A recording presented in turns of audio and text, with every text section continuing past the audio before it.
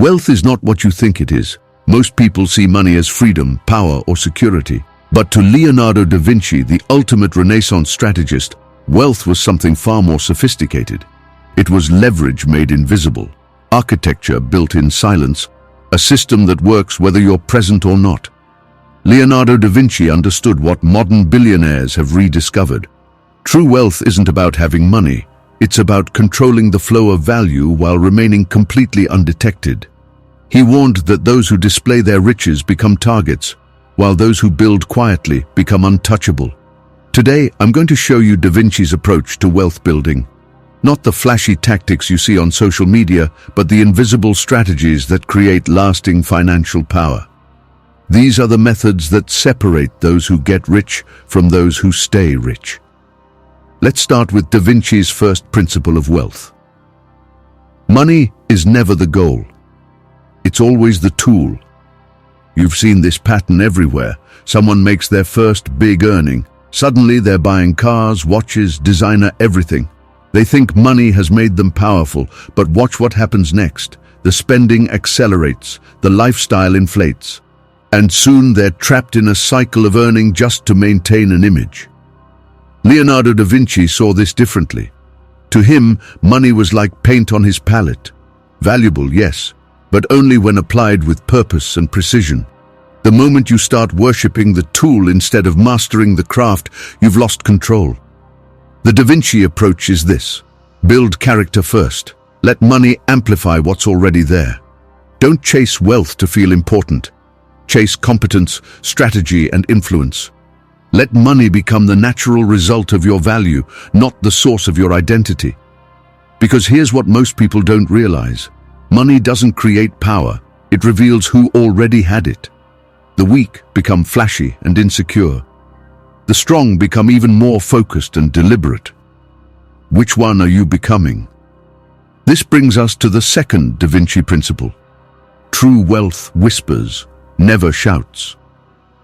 In Renaissance Italy, the most dangerous families were often the most understated. They lived modestly while controlling vast networks of influence. Da Vinci himself embodied this perfectly. His notebooks contained designs for machines centuries ahead of their time, yet he appeared to be just another court artist. Modern wealth follows the same pattern. The richest families you've never heard of control more than the celebrities you see every day. They understand that visibility equals vulnerability. Once people know exactly what you have, they start calculating how to take it. So what does the Da Vinci strategist do? He builds an empire behind a modest facade. He accumulates through structure, not spectacle. He lets others compete for attention while he competes for control. Your lifestyle should always appear slightly less impressive than your actual position. Drive the car that blends in. Live in the neighborhood that's comfortable but not ostentatious.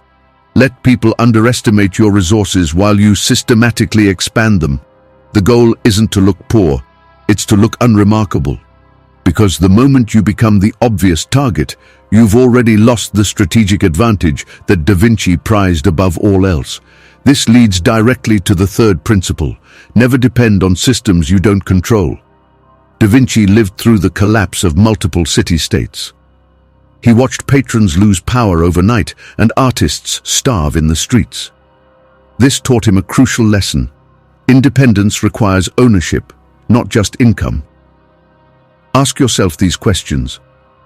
If your employer fired you tomorrow, how would you survive? If the economy crashed, how many income streams would remain? If your industry disappeared, what skills could you transfer? If those questions make you uncomfortable, you're not building wealth. You're renting temporary access to someone else's system, and the moment they change the rules, you become powerless. The Da Vinci approach is to build multiple layers of financial security, create income streams that function independently, develop skills that transfer across industries, build assets that generate value without your direct involvement. Think like an architect of your own economic ecosystem. Every dollar should have a purpose. Every skill should connect to multiple opportunities. Every investment should reduce your dependence on any single source of income. Because true wealth isn't about how much you earn. It's about how much control you maintain over your financial destiny. Now, Da Vinci understood something that modern psychology has proven. People don't serve money, they serve the emotions that money promises: security, status, freedom, power.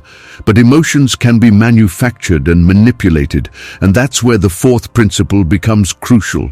Use wealth to test loyalty, never to buy it. Da Vinci worked for powerful patrons, but he never allowed himself to become completely dependent on their favor. He watched how people behaved when money entered the equation. Did they become entitled, greedy, manipulative? This principle applies to every relationship in your life: friends, family, business partners, employees. Money reveals character faster than any other force. When you get a promotion, watch who celebrates versus who finds reasons to diminish your success. When you buy something nice, notice who asks how you can afford it versus who simply enjoys your happiness. The people who remain consistent regardless of your financial position are the ones worth keeping close. Everyone else is revealing their true nature through their reaction to your prosperity. But here's the sophisticated part. You can use this insight strategically. Offer opportunities that involve money. See how people handle responsibility. Give someone a small amount of power over resources. Watch whether they become faithful stewards or opportunistic manipulators. This isn't about being manipulative, it's about being observant. Money is the most efficient character test ever invented. Use it wisely. Moving to the fifth principle. The strong control access, the weak chase amounts. There's a fundamental difference between having money and controlling money flows. Having money makes you a target. Controlling money flows makes you indispensable. Da Vinci understood this through his relationships with patrons. He didn't just create art for money, he created dependencies. His skills became so valuable that losing him would damage their prestige and projects. In modern terms, this means building positions where others depend on you financially rather than the reverse. Become the person who signs the checks, not just receives them. Create the opportunities that others need rather than just participating in them. This could mean starting a business instead of just working for one. Investing in assets that generate income for others while building equity for you. Developing expertise that becomes so valuable that people seek you out rather than you having to market yourself. The goal is to reach a position where your absence would cost others more than your presence costs them. That's when you stop being replaceable and start being irreplaceable. And that shift from employee to essential changes everything about how money flows in your direction. The sixth principle builds on this foundation. Always let them think money is the prize while you focus on the architecture. This is perhaps Da Vinci's most sophisticated insight.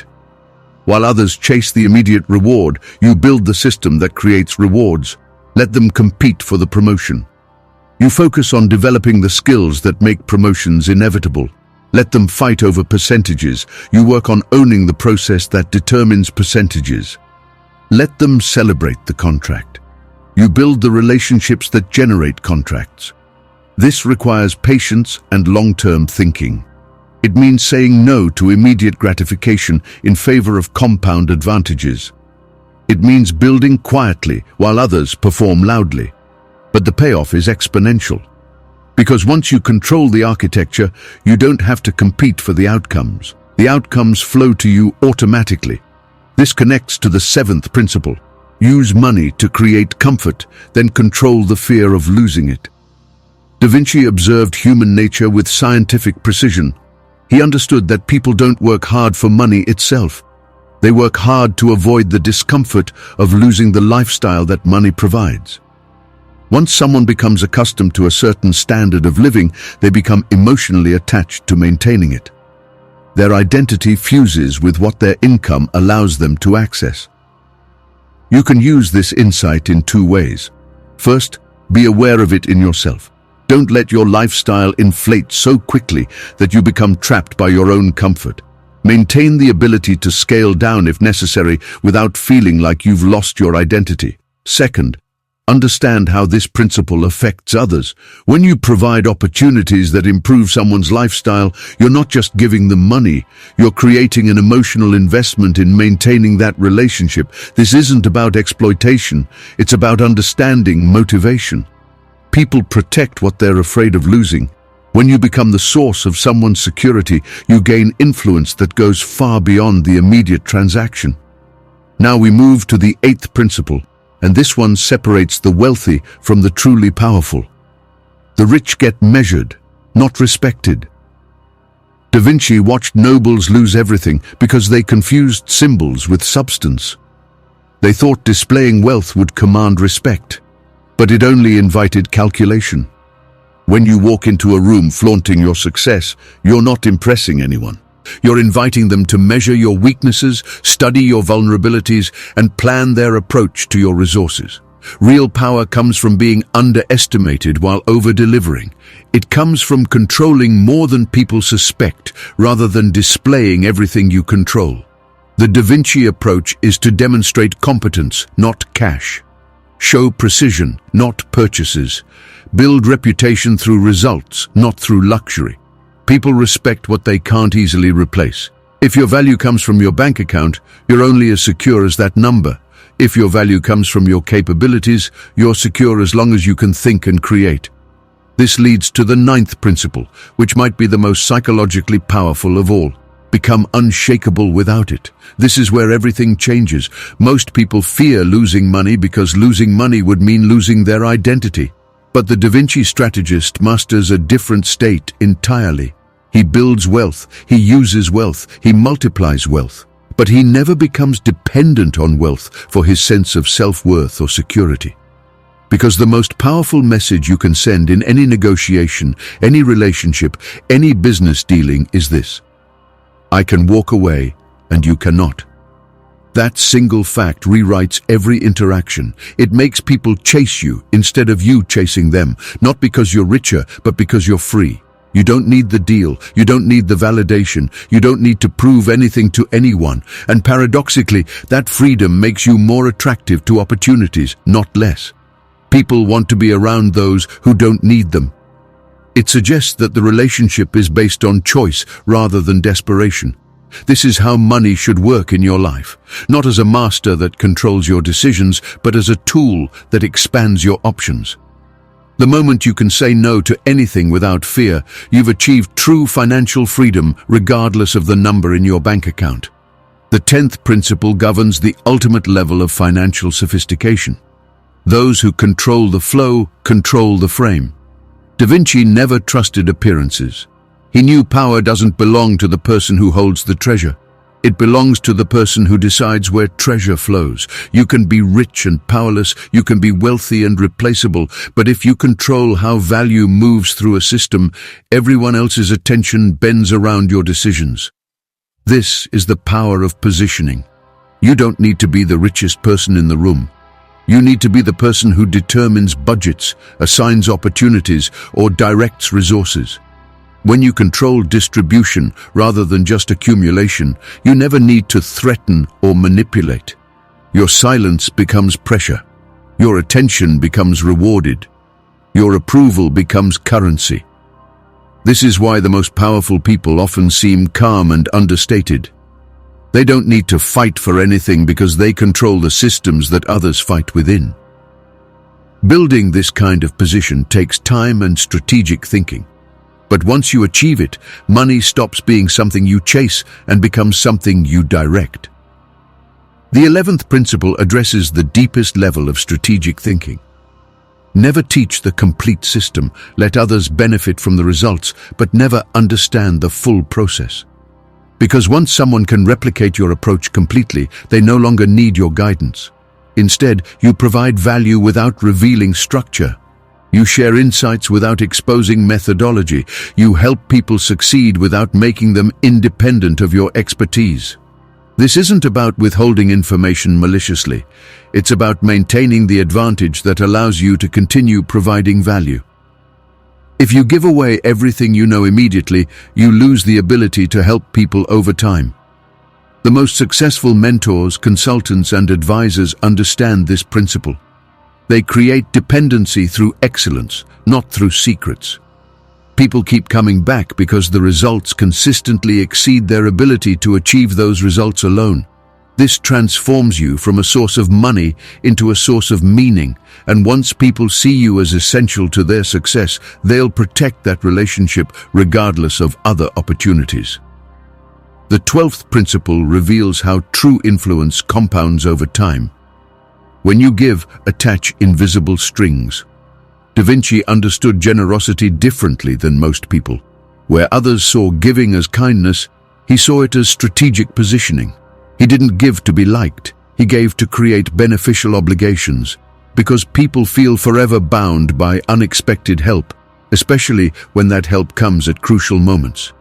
When you provide assistance that feels rare, targeted, and generous, people tie their future decisions to that memory. They won't say it directly, but they'll feel a private debt that influences their choices. The key is making your help feel exceptional rather than routine. You don't want to be seen as generally generous. You want to be seen as uniquely valuable during moments of crisis or opportunity.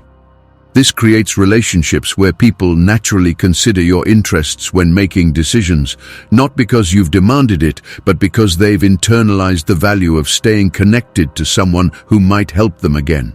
And this leads to the 13th and final principle. Build a life where money is present but never loud. This separates the truly powerful from those who are merely rich. The powerful don't talk about money. They live in environments where financial abundance is assumed rather than announced. They surround themselves with people who understand value instinctively rather than emotionally. You don't want to be the person constantly discussing income, investments, or deals. You want to be the person who sits quietly, says little, makes decisions, and moves forward while others debate. You want to walk through life unbothered by financial fluctuations because you know you control more than you show. You own more than you explain. You influence more than you'll ever need to prove. This is the end game of the Da Vinci approach. Money becomes what it was always meant to be, an extension of your capabilities rather than a measure of your worth. But mastering these principles is just the beginning.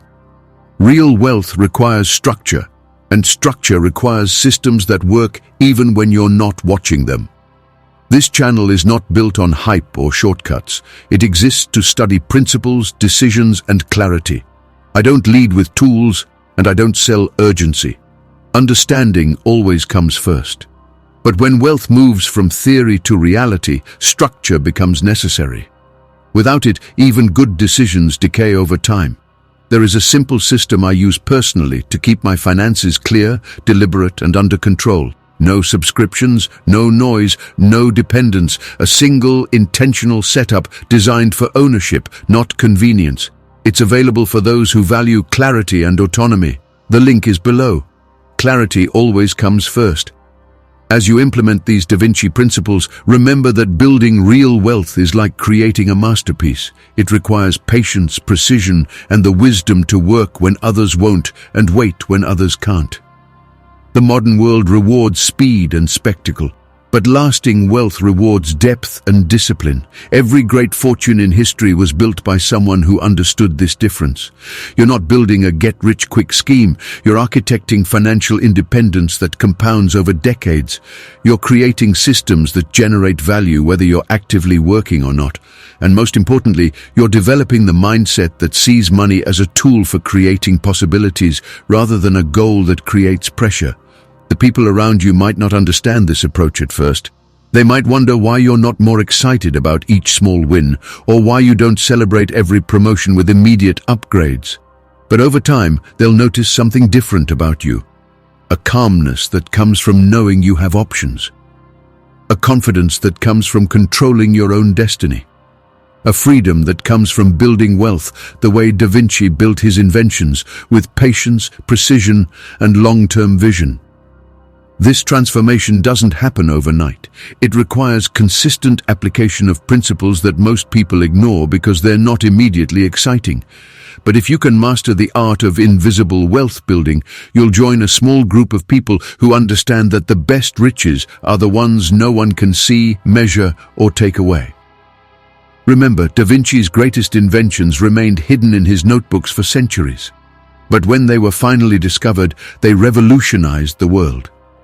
Your financial empire should follow the same pattern, built in silence, revealed through results. This was the Da Vinci Wealth Code that changes everything.